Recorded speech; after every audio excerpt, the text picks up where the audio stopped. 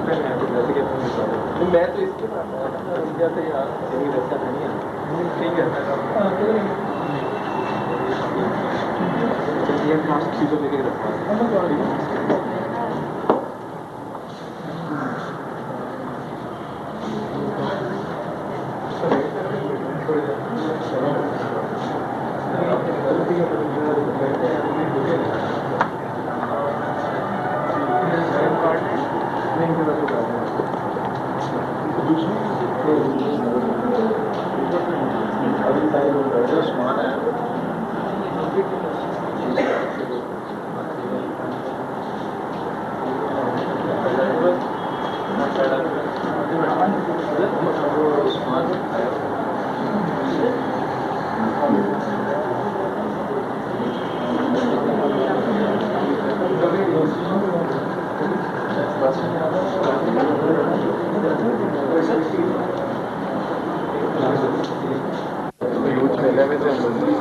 ये प्रोजेक्ट है और एक मतलब हमारे हर महीने का एक प्रोजेक्ट है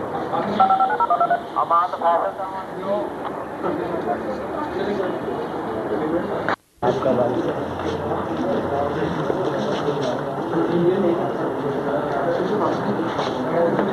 हाँ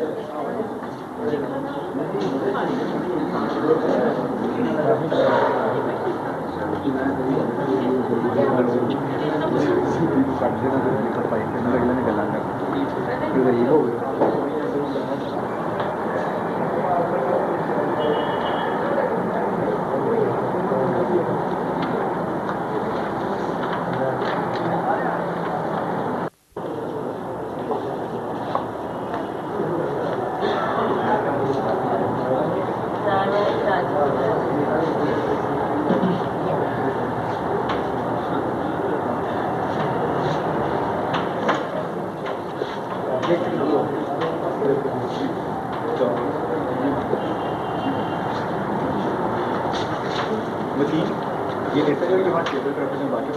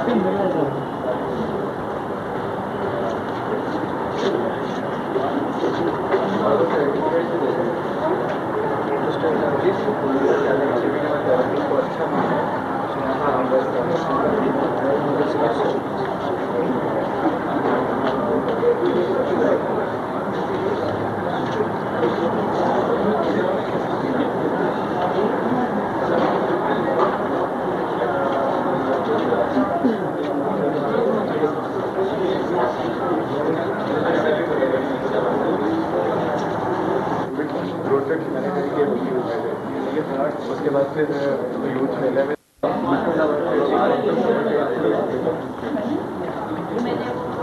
हाँ एक रोड ट्रिप मैंने किया उसके बाद फिर यूथ मेले में से फिर ये प्रोजेक्ट है और एक भी हमारे हर महीने एक प्रोजेक्ट है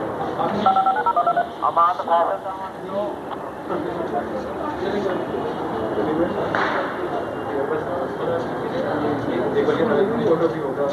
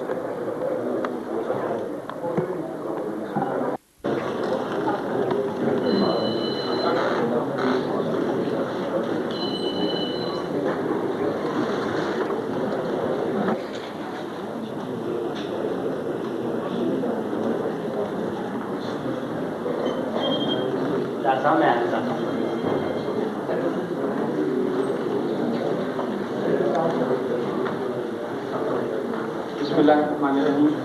I request Dr. Samar Mubarakmand to please take the floor.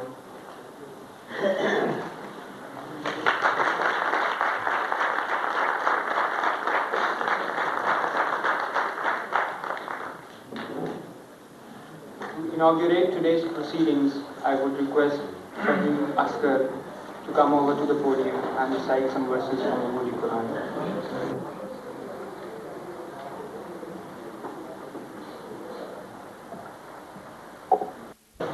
بسم الله الرحمن الرحيم قل هو الله أحد الله الصمد لم يلد ولم يولد ولم يكن له كفوا أحد صدق الله العظيم. The Khwarizmic Science Society welcome you all to this joint session that has been organized jointly by the Interact Club of the Lahore Sharqi, which happens to be a juvenile division of the Rotary Club International. We are prized to have with us the company of the Vice Chancellor of the Punjab University, Professor Dr. Khalid Hamid Sheikh. Sir, we feel much honored by your august presence. I would also like to mention that we find extreme indebtedness to have the company of an eminent scientist like Dr. Samar Mubarakmand. Everyone knows his name. He was the person who led the team that detonated Pakistan's first nuclear device. Sir, we also owe a lot to your presence. Thank you very much. The conference today is titled A Science Odyssey, Pakistan's Nuclear Emergence. What is an odyssey? An odyssey is an epic poem written by Homer. It is primarily the travelogue of a perilous journey. The nuclear inferno that burned in the bosom of the Chawi Hill only lasted for a few minutes. But behind those few minutes, there was a long tale. That tale is sometimes untold. Today, we shall leave. In fact, we shall only briefly skim through the pages of that odyssey, and we are fortunate enough to have the heroes of that odyssey, the Odysseyers, or the Ulysses, with us. We are also honored to have the company of a panel of scientists from the Pakistan Atomic Energy Commission, Dr. Khalil Qurehi, Dr. Mansoor Baig, and Dr. Masoor Ahmed. All of these scientists have been conferred upon with the Hilal-e-Imtiaz from the government of Pakistan in reward of their unmissable and unparalleled services to Pakistan and the Islamic Ummah. To begin today's proceedings, I would request the President of the Khwarizmic Science Society, Professor Dr. Saadat Anwar Siddiqui, to give his keynote address. Please, sir.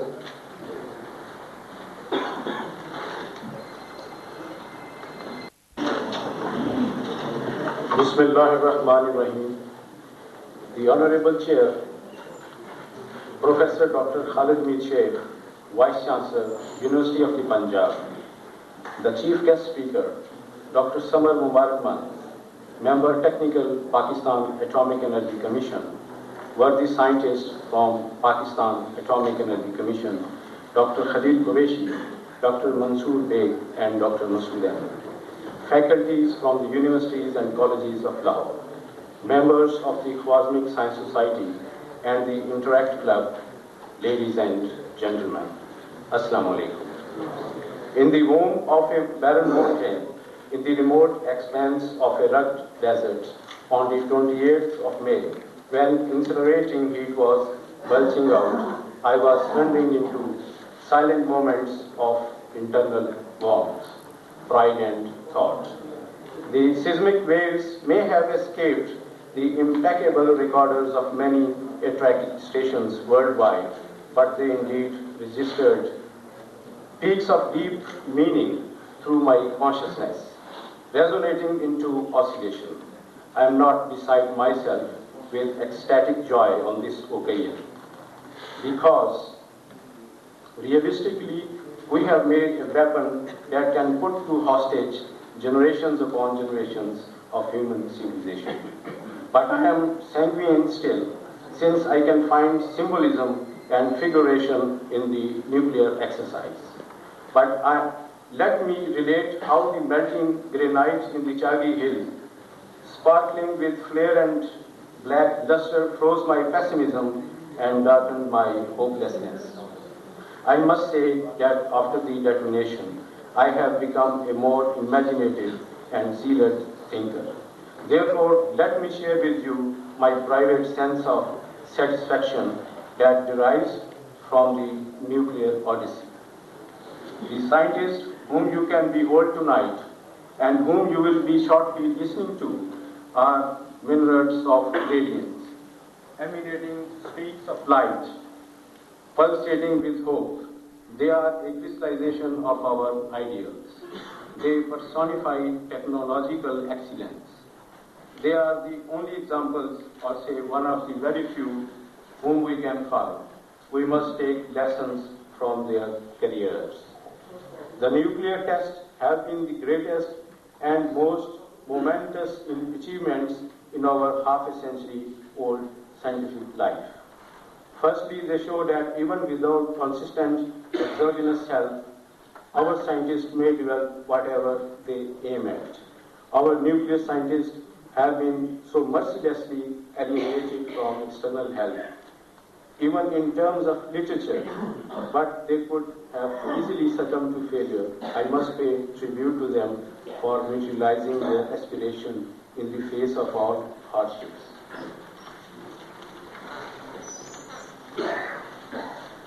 This brings me to another aspect of the atomic journey. I firmly believe that without the concordant teamwork, it would have been a dream not come true. Our nuclear establishments, the Pakistan Atomic Energy Commission and the Kahuta Research Laboratories, have invested their sweat, money and excellence into the project and displayed the utmost level of harmony and discipline. The principal officers of the two divisions, namely Dr. Ishfaq Ahmed and Dr. Abdul Qadir Khan, also deserves our applause for steering our nuclear voyage. Amidst the turbulence of the tempest, not since India flexed its nuclear muscles on May the 30th, but even decades before that. The concreteness of purpose, the clarity of vision, and equity of the final goal were all the stimulating factors that transformed frail illusions into a tangible reality. Since single-minded attention on part of the governments also contributed immensely to the entire effort, all these factors mean a lot today. These common divisors also raise a number of questions in my mind. Dr. Abdul Salam, Dr. Rafi Muhammad Chaudhary, Dr. Sliman Zaman Siddiqui, Dr. Ishfaq Ahmed, and finally Dr. Samar Mubarakmand have all been nurtured by our educational institutions, most notably the Government College Lahore. There was a time when all such citadels of learning were replete with scientific potential, and the students themselves were a true embodiment of the famous courage to know. We have these organizations. Why have these organizations stopped playing the same role today? Has the long line of illustrious forebears come to an end? We must all devote some time to think over these questions. Ladies and gentlemen, it is the need of the hour that we rejuvenated our scientific enterprise.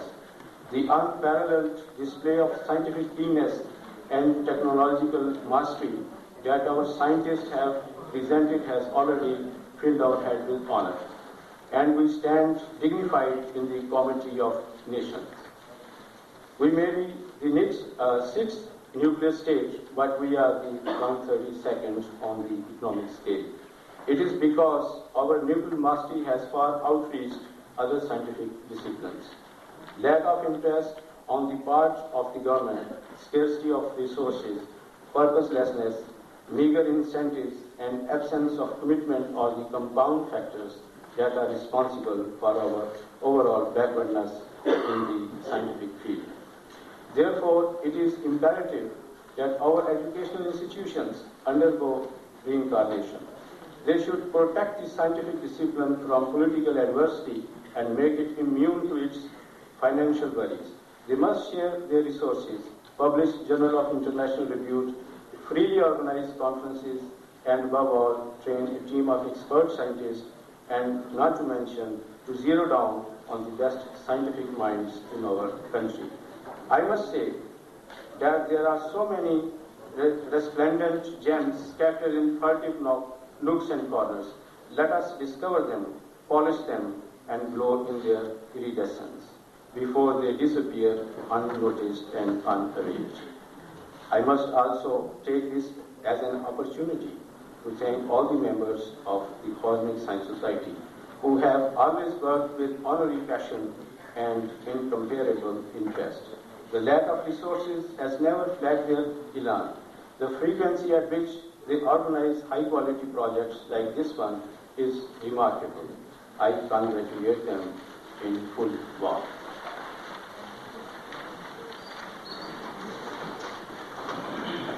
Tonight's gathering has been made possible by a joint organization by the Interact Club of Lahore Sharqi and a hands-on sponsorship from the Habib Bank Limited through the efforts of Executive Vice President Mr. Samar Mubarakmand.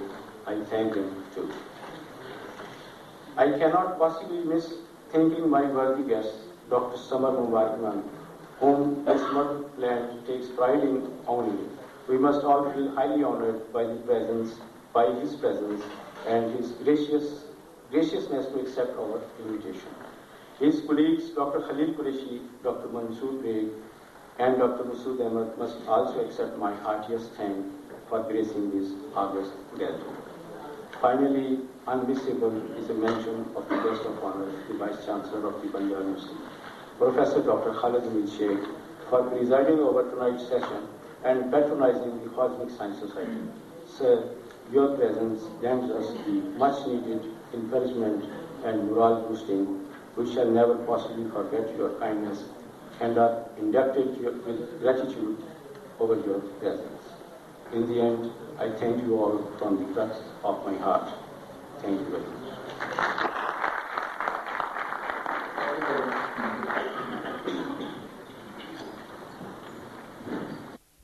From their academic and professional careers.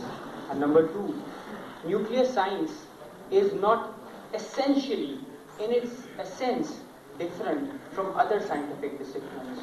So, if we can be the sixth most developed nuclear state in the world, why can't we be at least the sixth most developed scientific state? With this address, I would like to invite and call upon the chief guest speaker, Dr. Samar Mubarakmand, to share his views with us. Please, Dr. Sir.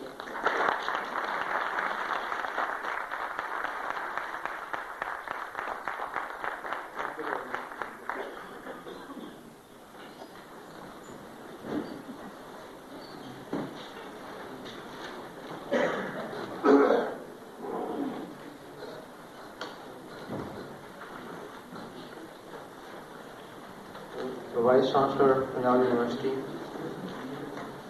President of the Khwarizmi Society, members of the audience, office bearers of the Interact Club of Lahore. Assalamu alaikum. I feel very honored to be here with my team today, to be able to come and address this audience on a topic which has become quite popular, it seems to me, especially in Lahore. The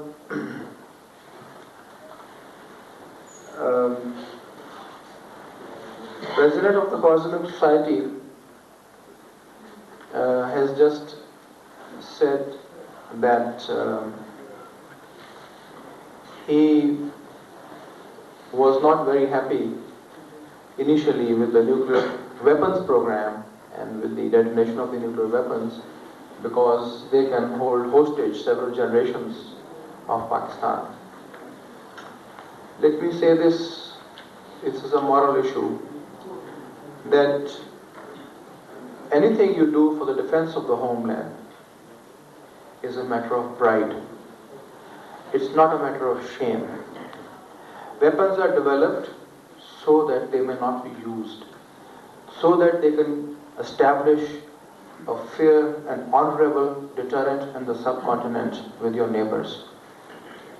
We have not forgotten the discourse from across the border.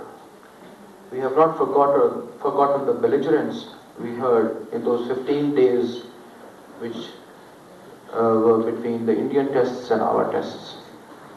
I am very sure that if we had not detonated these weapons, that belligerence, that aggressiveness would have increased. Who knows, they would have pursued some adventures into Azad Kashmir, into our province of Sindh, or even across the borders of Punjab. So, whatever we did, I think forestalled that situation, prevented that situation, and established a deterrence beyond all doubt. Now, let me address myself to the topic of today. Yes, it was an odyssey, the nuclear program of Pakistan. At the time of partition of Pakistan, there were hardly any scientists and engineers in this country who could undertake this program. There were hardly any establishments or institutions where research in physics, chemistry, or other branches of science was being undertaken. And therefore, these institutions had to be developed and established and developed by some pioneers, and one of the pioneers in science, one of the pioneers in physics, and I would say the true father of the nuclear program of Pakistan was Dr. Rafi Muhammad Chaudhry, who migrated to Pakistan from India, from Aligarh University, and established the physics department at Government College Lahore, and also he was the pioneer who established the high tension laboratory, the only institution in the country where an atomic accelerator was put up and really high class research was possible. One of his early students was Dr. Tahir Hussain, who was my teacher, and of course the present chairman of the Atomic Energy Commission was also one of his early students. Similarly, the traditions of physics were established in the Punjab University Physics Department we know the name of Dr. Majid Mian, Dr. Basir Pal, and some others. And the two departments at Government College and Punjab University had a very healthy competition in physics. And this healthy competition produced a generation of physicists which now more or less leads the nuclear power program of the country and also the nuclear weapons program of the country. In 1955, the Atomic Energy Commission was established, and the first chairman was Dr. Nazir Ahmad. He had a small office in Karachi Sadr on top of the post office there, and the labs were in West Wall. The labs were mostly concentrating on fundamental research in high energy physics, and there was just a handful, less than 10 people working there. It was in the early years of the Atomic Energy Commission that the main effort, the main thrust was to recruit manpower and to train manpower to launch the nuclear program in a serious way. In 1961, the Atomic Energy Center at Lahore, which is now the Atomic Energy Mineral Center on the campus just close by, was established, and another center, similar center, multidisciplinary center, was established at Dhaka. So with these two centers, the research work started, and the first thing which was undertaken was the search for uranium in Pakistan. This continued for about 3 years, from 60 to 63, and in 1963 uranium deposits were discovered in the Dera Ghazi Khan district, and the first ever national award was given to the Pakistan Atomic Energy Commission to Mr. K.M. Aslam, who was our geologist who discovered this uranium. And mining was begun about the same year. The next landmark was the establishment of the Pakistan Institute of Nuclear Science and Technology, which is the premier research institute in the country at Nellore, close to Islamabad. And the principal facility there was a 5 megawatt research reactor. Now, with the establishment of PINSTEC and the center at Lahore and the manpower which was sent abroad for doing their PhDs in the early 60s, they started coming back after their PhDs, and the research program started to gain momentum.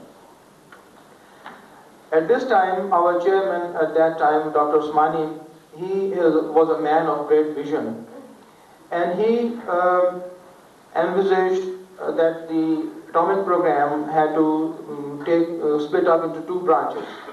One was the peaceful uses of atomic energy, and in this program, we set up the nuclear power plant at Karachi, Kenab. We set up the agriculture research centers at Tandojam, and also some nuclear medical centers in different parts of the country. And this was our peaceful applications of atomic energy.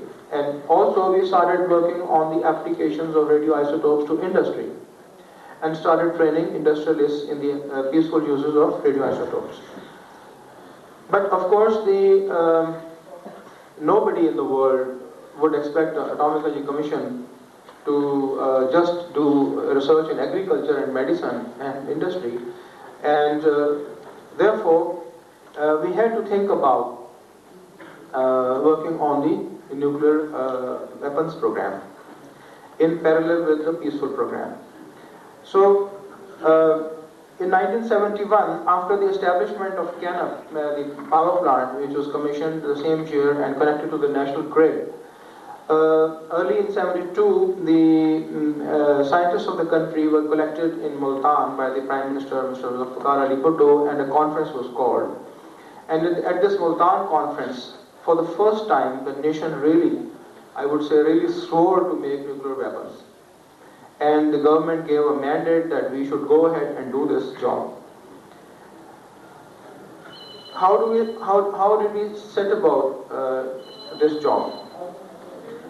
The first thing to do was to refine the uranium ore which we had discovered.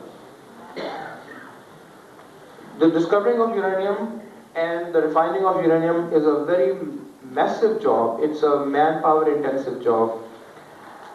10,000 tons of ore have to be recovered, have to be dug up from the ground. They have to be refined to produce enriched uranium for one bomb. So you can imagine the effort which goes into such a large refining process. So the refinement plants of uranium were established, which was a series of several plants, and this chemical plants complex, as it is called, was established near Dera Ghazi Khan, and it looks more or less like the chemical complex near Kala Shakaku. And from this complex we get two products. The one is uranium dioxide, which is a metallic powder, which is put into the fuel for the Karachi nuclear power plant, the Karachi reactor. We all know that after the Indian explosion in 1974, the Canadians stopped the supply of fuel to the Karachi reactor. This was a challenge to the Atomic Energy Commission.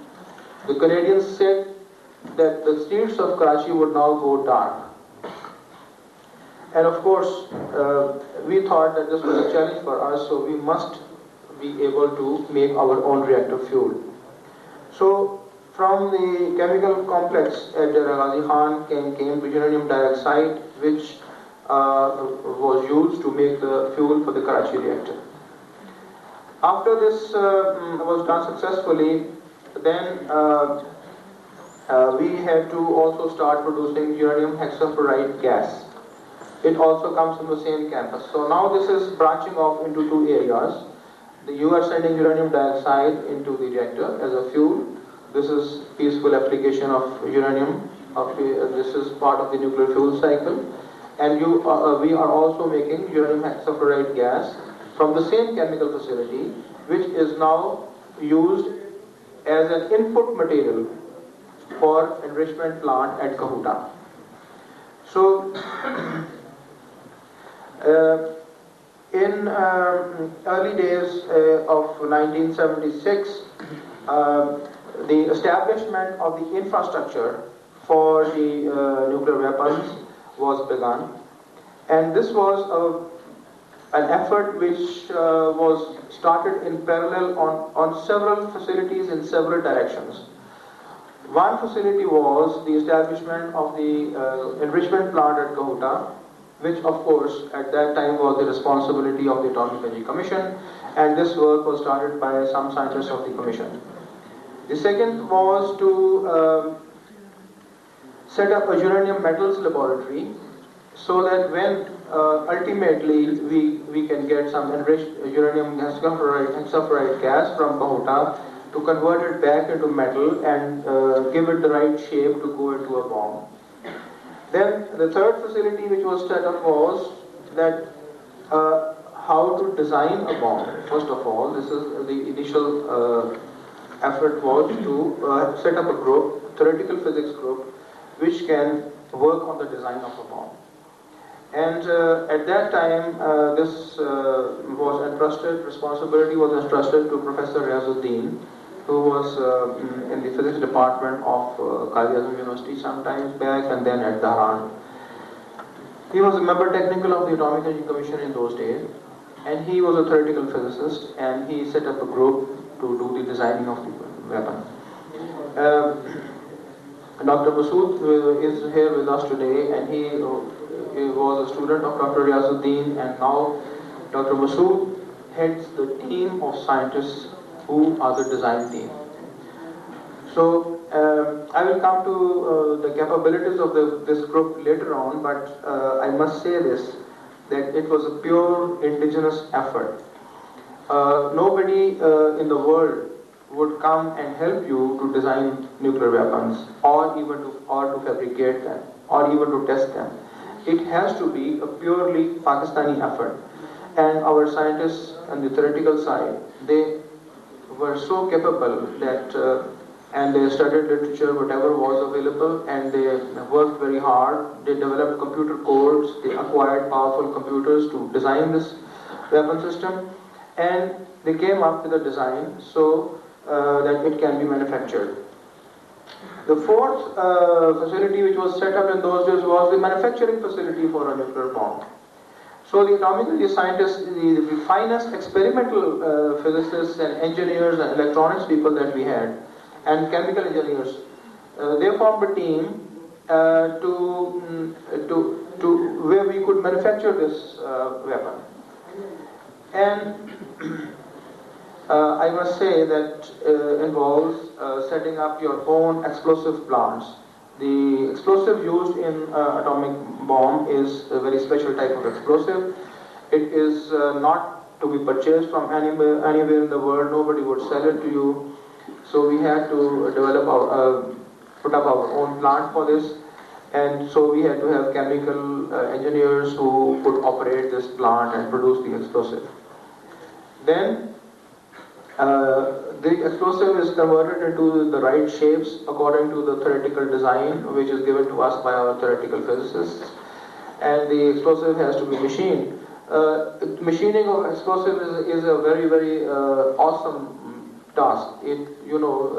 Explosives are so difficult materials to handle, and machining of explosives is very, very dangerous thing. And we have a dedicated team of people who mechanical engineers who were not afraid of this, and who did this job in the commission and developed the facilities for it.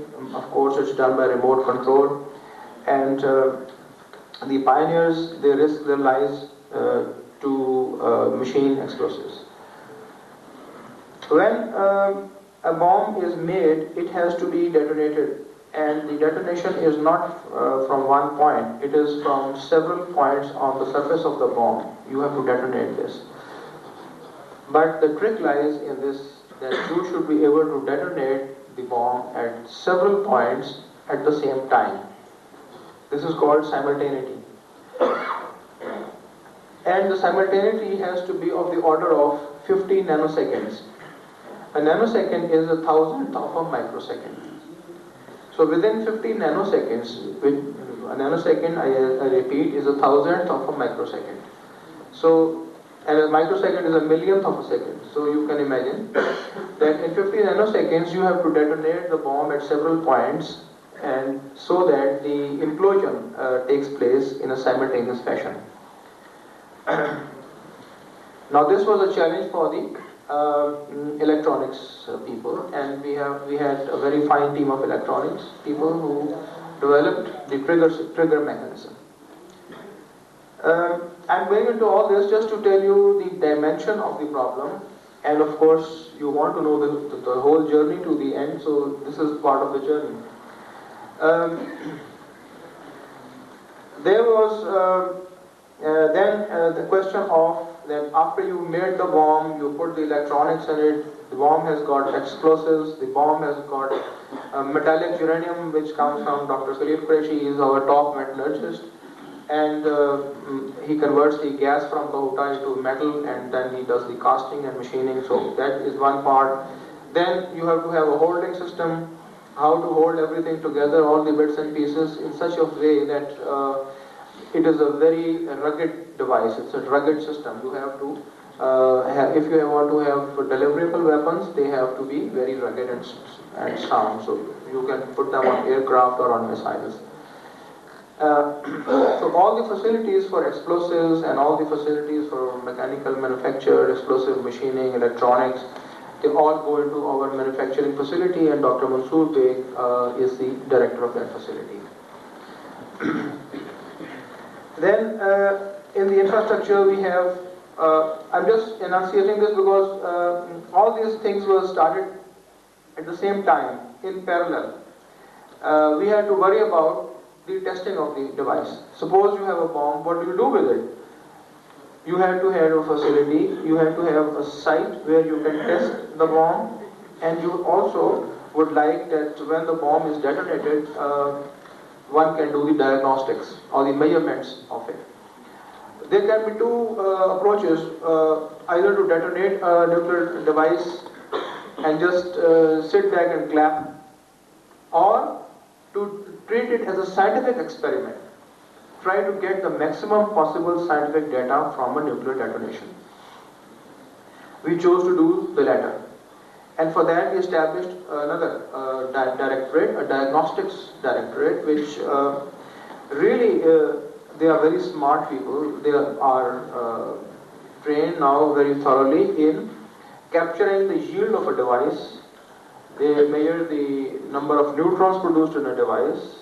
They measure the efficiency of a nuclear bomb, how much uranium produces how much power. This is the efficiency. So these people, and one must remember that the phenomena is a single shot phenomena. It's a very fast process. You press a button and it's all finished within 1 microsecond. The bomb goes to maximum power, stays there for some time, comes down into zero power in less than a microsecond. So in this time, one should be able to do all the measurements on it. And if you miss your data, that's the end of it, is finished. It's not going to repeat itself, so it's a single shot event.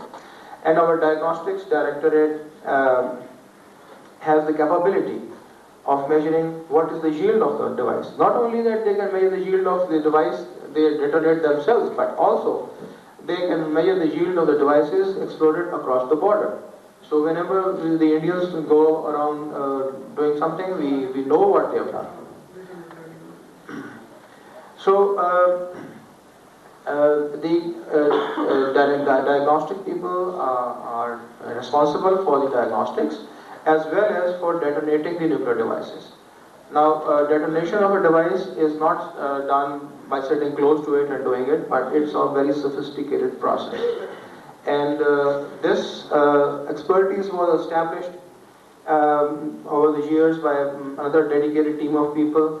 And so when we did the experiments, the detonations at Chagi, we were able to detonate first 5 devices from a distance of about 15 kilometers. And in the last detonation on 30th May, we were able to do that from a distance of 45 kilometers. And this was not the first time we were doing this. We have done so many cold tests before, and we practiced the remote control detonation of cold tests over the years. So we knew what we were doing. People were very professional and very well trained, and there is a team of about 300-400 people who are responsible for developing these detonation procedures. So it's a massive program. In short, this is what I want to say. And there are 5 or 6 different disciplines which have to be dealt with, and each discipline in itself is an effort which consists of mechanical engineers, electronics engineers, physicists, metallurgists, and chemical engineers, and so on. So this entire infrastructure came into place by 1980. In 1976, also in parallel, we selected the sites in Chagi and Kharan, and our geologists went to work on those sites. In Kharan, there's a desert, and we went for a vertical shaft, which is like a well, which is 300-400 feet deep. And then at the bottom of the well, you have a horizontal tunnel, which is several hundred feet long. And so you do the detonation at the end of this tunnel. So it's an L-shaped configuration. In Chagi, where we had the mountain range, the Rasco range, we went in for horizontal tunnels. So under the mountain, the overburden available was about 4,000 feet. That was the height of the mountain. So when you make a tunnel, then this is the height of the mountain available to you for containment. And we designing of tunnels is also a very intricate thing. It's not just blasting away a hole into a mountain. Again, it's a lot of science. I will tell you why. Because if you have a straight tunnel, you put a bomb at the end of the tunnel and you plug the tunnel with concrete and you explode the bomb, the concrete is really going to blow out. And so all the radioactivity is going to leak out through the mouth of the tunnel. And we didn't want this to happen. So the tunnel is not designed straight, but it's designed in the form of a double S. And at the end, when you detonate the bomb, when it detonates, the pressures are very great. They move the mounting outwards, and you use the force of the atom bomb to seal the tunnel. So when the rock expands under the explosion, this rock it moves, and when it moves, you make it move in the direction, so it seals the tunnel. So the tunnel really collapses inwards by the force of the explosion. And this is how you seal the tunnel through the force of the bomb. And Dr. Mansoor Baig is expert in this, and he, apart from the manufacturing things, he also is the one who does all these calculations and gives it to the geologists to do this work. So, in 1976, we selected these sites for the atomic tests, and in 1978, the work was started over there, and in 1981, both the sites, they were completely established, and tunnels and the shafts were all made. So, because why were we doing all this so keenly and in a parallel effort in 1975-76? Because at that time, the Atomic Energy Commission was told that whenever you are ready, you will detonate the bomb. So we were all very enthusiastic, and we were running day and night, concentrating on our effort, because we were so keen. We were told, okay, when you are ready, you can do it. But history has proved that it didn't happen like that. So the mandate was withdrawn from us when we were ready. So the design by 1980, end of 1980, the Kahuta plant was completed at KRL, and Dr. Qadir Khan was made in charge of the plant. First he was working as a scientist within the plant, but then later on he became in charge of the plant. And he was, the plant was commissioned in 1980, and it started to function first at a slow pace, but then gradually it picked up speed. And all the UF6 uranium hexafluoride it needed was sent to it from the Atomic Energy Commission chemicals complex at Jalal Khan, and it's still being done in the same way. And after enrichment, the uranium hexafluoride it's coming to the metals laboratories in the atomic energy. They are converted into metal, and the bombs are being fabricated. Now, in 1983 March, we crossed a milestone. The milestone was crossed because the first nuclear bomb had been manufactured. In March 1983, we went for a cold test. We were very apprehensive. It was the first big event of our lifetimes, and this was cold test was conducted. And cold test is an actual detonation of a complete nuclear bomb, except instead of enriched uranium in the middle of the bomb, you put natural uranium. So it will not go into fission, it will not acquire full power, but it's a complete bomb in every respect. So what does it do? It produces a very high flux, a large quantity of neutrons when it detonates. And one has to have the capability of measuring these neutrons, detecting them of course, but measuring the quantity of the neutrons. And this directorate I mentioned before, our diagnostics directorate, has that capability, and they measured the neutrons from the first detonation, which was the first cold test, very successfully.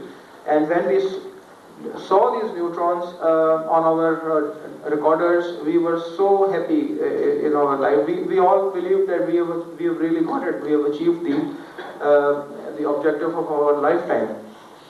I still remember people were very, very happy for several days, and because the production of neutrons, the condition for the production of neutrons from a cold test is more stringent than fission taking place from a nuclear bomb. So if you have a cold test and you produce neutrons, you are 100% sure, more than 100% sure that now if you replace the natural uranium with enriched uranium inside the same bomb, it is bound to give you fission. So this test was successful and we were very happy. Now we had a choice. What do we do? Where do we go from here? Do we stop? Should we go for a hot test, a proper hot test like we had in May this year? And when we have positive results from the hot test, then we go in and do further work. This was one way of doing it, which was playing safe.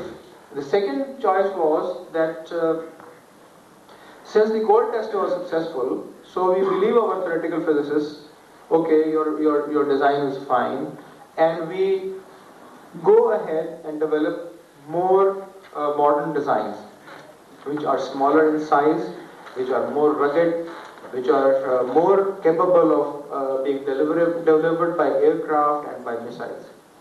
Because every country in the world which produces these bombs, the first model is always very large, very big, and unwieldy, and therefore not really suitable for delivering either through a missile or aircraft. So the miniaturization or the modernization of the weapon, should we do it now or should we wait for a hot test? So we went to the government and we said, no, we are ready, we want to do a hot test, and the then president, he said no, time is not suitable for that, so it's a political decision, we had to abide by the decision. So we decided to keep working and work on better and better designs. And since 1983, in the last 15 years, I must really confess, and I must really congratulate our theoretical physicists led by Dr. Masoor, that they produced one design after another almost every 18 months or so, or every 2 years. We could have a new design and we would have cold tests on that, and they would always succeed. So the success rate in every cold test was 100%, and sometimes we started thinking maybe our diagnostic people are always giving us positive results, and one should fail sometimes, but it's always successful.